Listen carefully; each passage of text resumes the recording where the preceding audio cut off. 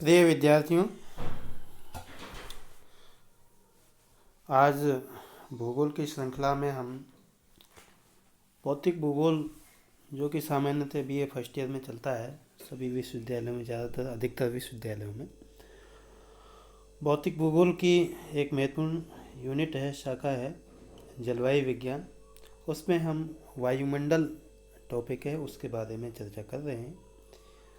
प्रश्न इस प्रकार से आता है, वायुमंडल के संगठन एवं वायुमंडल की संरचना का वर्णन कीजिए। तो यहाँ पर आज हम इस क्लास में वायुमंडल के संगठन, कंपोजिशन ऑफ एटमॉस्फेयर के बारे में चर्चा करेंगे।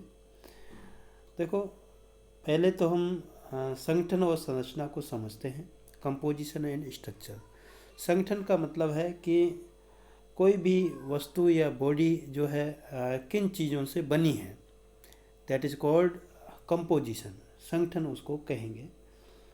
और वो किस प्रकार से बनी है, दैट विल कॉल स्ट्रक्चर, उसको हम संरचना कहेंगे। किससे बनी है वो संगठन, और किस प्रकार से बनी है, उसका गठन किस प्रकार से हुआ है, वो संरचना के अंतर्गत आता है। तो हम यहाँ वायुमंडल का सामान्य परिचय देते हुए वायुमंडल के संगठन के बारे में चर्चा करने वाले हैं। वायुमंडल जो है एक बहुस्तरीय गैसीय आवरण है जो कि पृथ्वी को चारों तरफ से आवृत किए हुए है। गुरुत्वाकर्षण बल के साथ इसी कारण से वायुमंडल पृथ्वी के चारों ओर विद्यमान है। और ये वायुमंडल जो है जीवमंडल के जीवधारियों के अस्तित्व के लिए आवश्यक होता है, क्योंकि इससे सभी आवश्यक गैसें, ऊष्मा, जल आदि प्राप्त होता है। सामान्यतः वायुमंडल सागर तल से 16 से 29,000 किलोमीटर तक की ऊंचाई पर व्याप्त माना जाता है। अब हम वायुमंडल के संगठन की बात करें तो वायुमंडल में मुख्य रूप से 9 प्रकार की गैसें पाई जाती हैं। इसके अतिरिक्त जलवाष्प और धूल के कण भी पाए जाते हैं। तो हम सबसे पहले देखते हैं वायुमंडल में पाई जाने वाली गैसें। तो वायुमंडल की प्रमुख गैसें, आपको यहाँ इसका अनुपात दर्शाया गया है, आप देख सकते हैं कि वायुमंडल में जो गैसें हैं वो प्रतिशत के आधार पर घटते हुए क्रम में इस प्रकार से हैं। सबसे पहले है नाइट्रोजन, उसके बाद ऑक्सीजन, आर्गन, कार्बन डाइऑक्साइड, फिर जो है नियोन, हीलियम, ओजोन, हाइड्रोजन। ये वायुमंडल की प्रमुख गैसें हैं।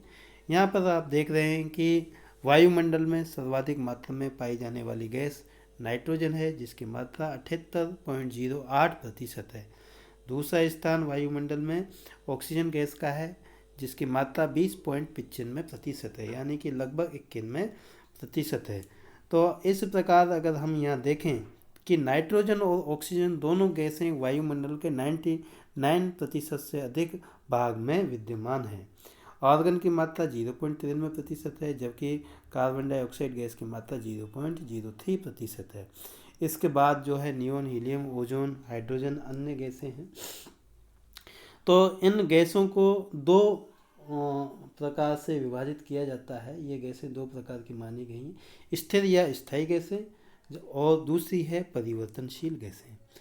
तो जो शुरू की जो 3 गैसें हैं, नाइट्रोजन, ऑक्सीजन व आर्गन, ये स्थायी गैस या स्थिर गैस मानी जाती हैं। और इन वायुमंडल के गैसीय संगठन में इनका जो सम्मिलित योगदान है वो 99% से अधिक है। इनको जो है स्थिर गैसें इसलिए कहा जाता है क्योंकि 80 किलोमीटर की ऊंचाई तक निचले वायुमंडल में स्थिर या स्थायी गैसों का प्रतिशत स्थिर रहता है। तो अब हम जो है इनकी चर्चा करें, एक एक गैस की चर्चा करें। हाँ, इसके बाद जो परिवर्तनशील गैसें हैं उसमें इन स्थिर गैसों के अलावा अन्य गैसें हैं तथा जलवाष्प भी इसमें शामिल किया जाता है। तो carbon dioxide, ozone, hydrogen, helium, neon, xenon, krypton, methane, जलवाष्प, ये सभी परिवर्तनशील या अस्थायी गैसें मानी जाती हैं। हम अब एक एक गैस का विशेष विवरण हम यहाँ पढ़ेंगे, चर्चा करते हैं। सबसे पहले देखते हैं हम नाइट्रोजन गैस। देखो, नाइट्रोजन गैस वायुमंडल में सर्वाधिक मात्रा में पाई जाने वाली गैस है। वायुमंडल में सर्वाधिक मात्रा में मौजूद इस गैस की उपस्थिति के कारण ही वायुदाब, पवनों की शक्ति तथा प्रकाश के परावर्तन का आभास होता है। यह गैस वस्तुओं को तेजी से जलने से बचाती है। इस गैस से पेड़ पौधों में प्रोटीन का निर्माण होता है। पेड़ पौधों में जो है प्रोटीन का निर्माण होता है नाइट्रोजन गैस से। इसलिए नाइट्रोजन जो है जीव मंडल में सभी जीवधारियों के लिए आवश्यक होती है, क्योंकि यह एमिनो एसिड का आवश्यक अंग होती है। इसी से प्रोटीन यानी एमिनो एसिड्स का निर्माण होता है। नाइट्रोजन वायुमंडल में सामान्यतः 7 रूपों में पाई जाती है, जो इस प्रकार से हैं: नाइट्रस ऑक्साइड, नाइट्रिक ऑक्साइड, आणविक nitrogen, nitrogen peroxide, amino, ammonia तथा नाइट्रस एसिड्स। देखो, नाइट्रोजन को वायुमंडलीय गैसों में सर्वाधिक भाग होता है, लेकिन जो पेड़ पौधे तथा जीवधारी है उसको इसे सीधे ग्रहण नहीं कर सकते हैं, बल्कि इसे जो है पौधे मिट्टी से अपनी जड़ों से नाइट्रोजन को अमोनियम के रूप में प्राप्त करते हैं, और जंतु जो है नाइट्रोजन को पौधों एवं उनके उत्पादों के भक्षण द्वारा प्राप्त करते हैं। तो इस प्रकार से जीव मंडल में नाइट्रोजन का चक्रण चलता रहता है। इसे नाइट्रोजन चक्र के नाम से जाना जाता है।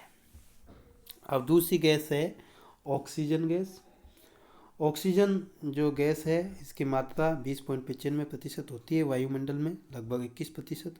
इसे जीवनदायिनी गैस या प्राण वायु माना जाता है, क्योंकि ये जो है समस्त जीवधारियों के श्वसन क्रिया के लिए बहुत ही महत्वपूर्ण होती है। जो जीव जंतु होते हैं, प्राणी होते हैं, श्वसन क्रिया में ऑक्सीजन गैस ग्रहण करते हैं, तथा जो उत्सर्जन की प्रक्रिया होती है श्वसन में जो है बाहर निकाली जाती है, वो कार्बन डाइऑक्साइड गैस निकाली जाती है सामान्यतः। हालांकि जो वनस्पति वर्ग है, वनस्पति जात हैं, वो प्रकाश संश्लेषण की प्रक्रिया में कार्बन डाइऑक्साइड गैस ग्रहण करते हैं तथा ऑक्सीजन बाहर निकालते हैं। ऑक्सीजन जीवित पदार्थों में 70% एटम का निर्माण करती है। आणविक ऑक्सीजन सामान्यतः निचले वायुमंडल में 60 किलोमीटर तक पाई जाती है। तो ये ऑक्सीजन जो है प्राणवायु कहलाती है। ये वस्तुओं के जलने के लिए ये गैस आवश्यक होती है। अब है, हम देख रहे हैं तो नाइट्रोजन, ऑक्सीजन, ऑर्गन जो है ये स्थिर गैसें हैं। अब परिवर्तनशील गैसों के बारे में हम चर्चा कर रहे हैं, तो अब हम देखते हैं कार्बन डाइऑक्साइड गैस। यह एक भारी गैस है, कार्बन डाइऑक्साइड गैस, जो कि वस्तुओं के जलने से उत्पन्न होती है। सामान्यतः जैविक ईंधनों के दहन से कार्बन डाइऑक्साइड गैस उत्पन्न होती है। हमने पहले भी चर्चा की है अभी कि सभी प्रकार की वनस्पतियां प्रकाश संश्लेषण की क्रिया में कार्बन डाइऑक्साइड का उपभोग करती हैं, कार्बन डाइऑक्साइड गैस का उपभोग करती हैं। यह गैस भूमंडलीय तपन यानी ग्लोबल वार्मिंग और जलवायु परिवर्तन के लिए उत्तरदायी है।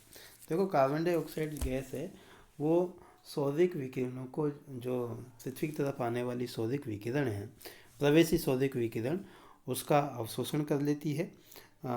उसको तो अंदर आने देती है, वायुमंडल में प्रवेश करने देती है, लेकिन पृथ्वी से जो लौटता हुआ जो विकिरण है, जिसको कि पार्थिव विकिरण कहते हैं, जो कि दीर्घगामी पार्थिव विकिरण होता है, उसे यह अवशोषित कर लेती है, और इस कारण से वायुमंडल में तापमान बढ़ जाता है। इसलिए इसको प्रमुख ग्लोबल वार्मिंग के लिए प्रमुख उत्तरदायी गैस माना जाता है। ये ग्रीन हाउस गैस, प्रमुख ग्रीन हाउस गैस कहलाती है। तो ये कार्बन डाइऑक्साइड गैस के बारे में हमने चर्चा की। इसका जो वायुमंडल के संगठन में जो भूमिका है वो 0.03% है, यानी कि 0.03% इसकी मात्रा वायुमंडल में पाई जाती है। अब हम अन्य जो चौथी गैस है यहाँ पर, वो है ओजोन गैस, जिसको O3 कहते हैं। ओजोन गैस वास्तव में ऑक्सीजन की 3 जो आइसोटोप होती है, O3, यानी ऑक्सीजन का 3 एटॉमिक रूप ओजोन होता है। ये हल्के नीले रंग की उत्तेजक गैस है और इसकी गंध काफ़ी तेज होती है ना। ओजोन गैस वायुमंडल में एक प्रमुख महत्वपूर्ण कार्य करती है। ये सूर्य से आने वाली तेज पराबैंगनी विकिरण अल्ट्रा वायलेट रेज को अवशोषित कर लेती है, उसको पृथ्वी तक नहीं आने देती है। ये जो पराबैंगनी विकिरण है काफ़ी हानिकारक रेडिएशन होते हैं। अगर ये पृथ्वी पर आ जाए पराबैंगनी विकिरण, तो ये जो है पृथ्वी की सतह पर विद्यमान वनस्पति तथा जंतु जगत के लिए काफ़ी नुकसानदायक होते हैं। ये ओजोन गैस होती है।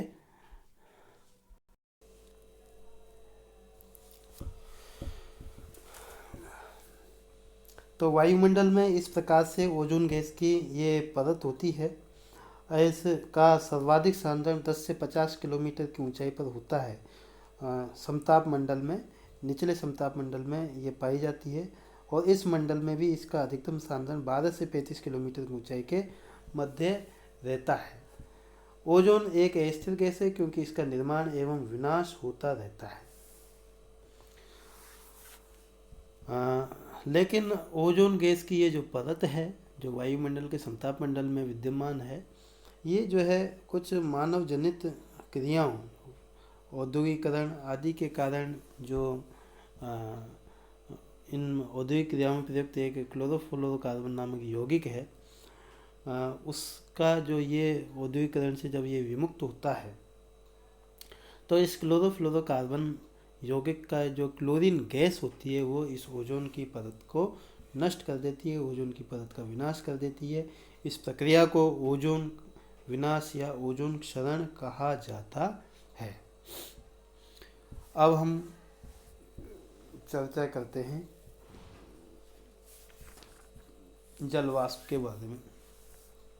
जलवाष्प जो है इसकी गणना भी वायुमंडलीय गैसों के अंतर्गत की जाती है, और यह वायुमंडल का एक महत्वपूर्ण घटक है क्योंकि इसके कारण ही संघनन और वर्षण के विभिन्न रूप संभव हो पाते हैं।